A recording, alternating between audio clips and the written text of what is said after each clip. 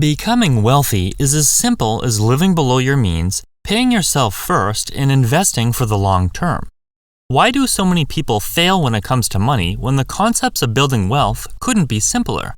When getting rich is only a matter of making incremental steps and doesn't require major life changes, you'd think everyone would be taking action. Take a look at the main reasons people can't seem to get a grasp on their finances and instead spend their entire life struggling with money. My name is Chris, and I help teach people about money, personal finance, and investing.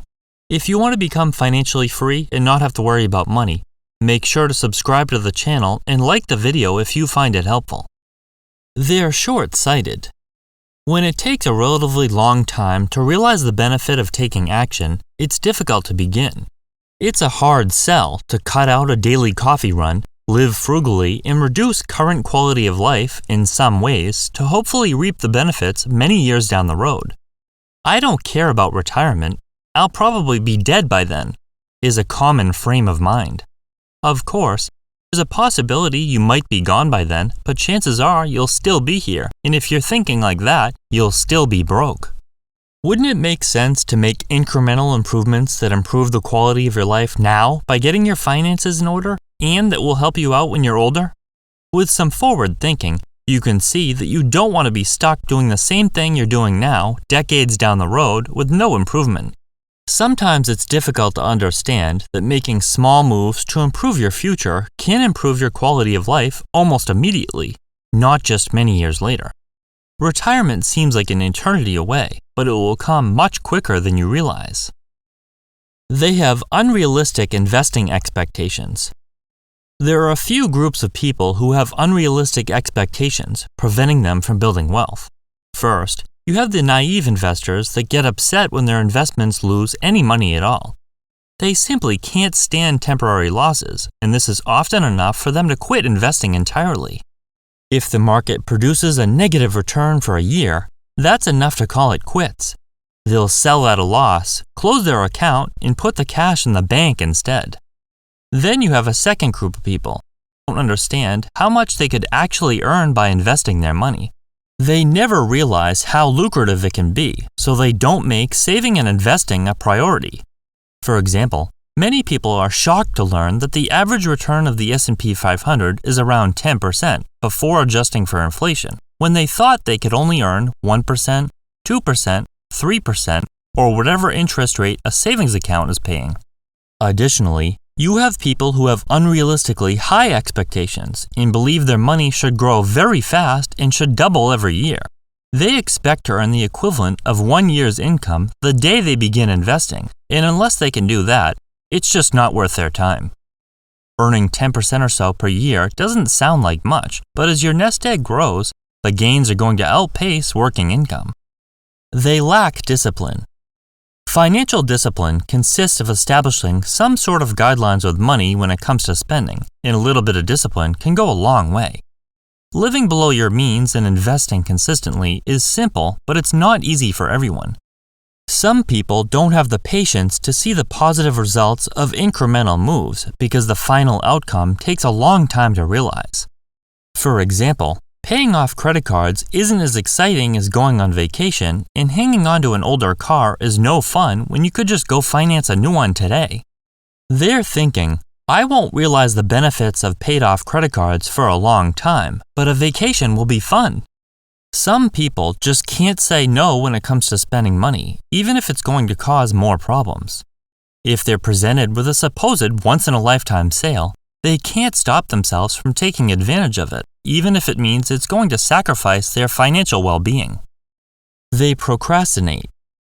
Building wealth is almost always a very long process, and it takes time to get the ball rolling in the beginning.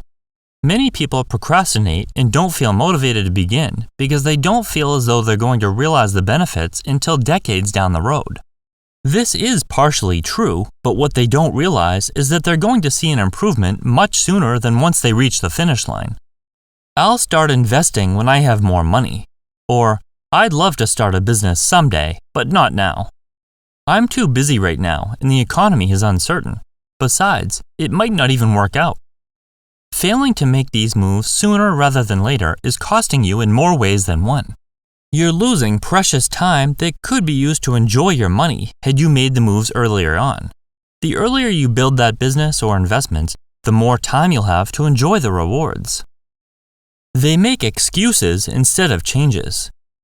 It's easy to point the finger as to why you can't seem to get ahead, but none of this is going to help. There are always going to be reasons why something can't be done. I don't get paid enough. The cost of living is too high, or investing is for the rich. Do you think blaming outside factors is going to help you or hold you back? Instead of focusing on what they can personally do today in order to get ahead, they blame external factors beyond their control. Complaining about why you're not making any forward progress is going to have you stuck in the same place, spinning your wheels forever. Do you think anyone who's been successful got there by looking for reasons why it couldn't be done? More than likely, it's just the opposite. Successful people are looking for reasons why something can be done and why they'll be successful. Continually looking for excuses as to why you can't improve your situation is guaranteed to result in failure. They're afraid of change. Making a change for the better requires you to do just that, change. This is something many people are afraid of. Change brings uncertainty, and sometimes they'd rather stay just where they are rather than venture into the unknown. Even though they're in a state of struggle when it comes to earning money and paying bills, they would rather keep doing the same thing rather than learn something new, improve, and try something they've never done before. Think of some concerns a person would have before making a change for the better. What if my investments lose value? What if the economy tanks? Investment returns aren't guaranteed. Being afraid to branch out and make a few small changes here and there will provide you with the same result year after year, decade after decade. They hope money will make them happy. It's pretty common to receive short-term satisfaction from spending money. When you buy something, you suddenly feel excited and happy for whatever you purchased, but that burst of happiness is extremely short-lived, lasting only a matter of minutes, hours, or a couple of days if you're lucky. Put simply, spending money doesn't provide long-term happiness or satisfaction, so people go from one purchase to the next, chasing the next dopamine boost. The end result is usually being completely broke and wondering where all of your money went, because it was all spent on items with little significance. Those who are able to overcome the temptation of wasting money realize that money is best spent on things that are going to provide them with long-term satisfaction. These are often things like experiences and hobbies. Successful people aren't afraid to spend money, they just don't waste it. It seems that the people failing with money are almost all doing so for the same reasons. They don't think ahead, they don't like to take responsibility, and they falsely see money as something that will buy them happiness.